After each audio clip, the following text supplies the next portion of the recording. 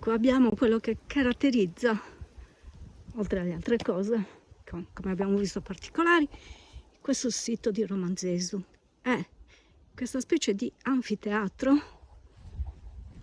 bellissimo, che ora vi faccio vedere, dove venivano fatti probabilmente dei culti dell'acqua. Questa era la parte terminale, dove l'acqua arrivava a coprire questo spazio che abbiamo davanti.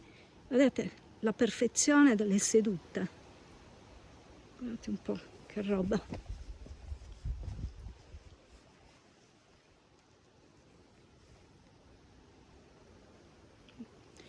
Qua dobbiamo immaginare l'acqua che arrivava attraverso questa struttura. Questa è un'altra parte dove l'acqua arrivava.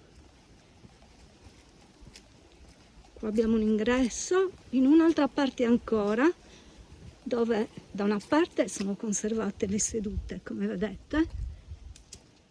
Le sedute c'erano anche da questa parte, e qua c'era una canaletta molto stretta che portava l'acqua dal pozzo verso le altre due strutture che abbiamo visto.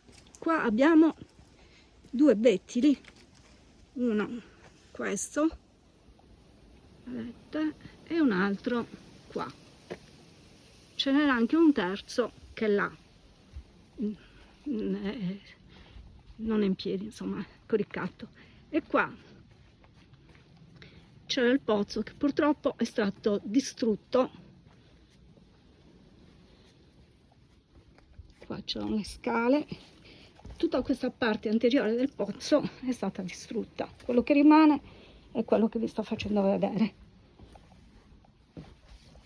L'acqua è stata purtroppo deviata, è stata portata verso un abbeveratoio che si trova dopo la struttura, e l'acqua usciva da qua, arrivava qua, non c'era una fonte perenne, usciva da qua, da quest'altro buco.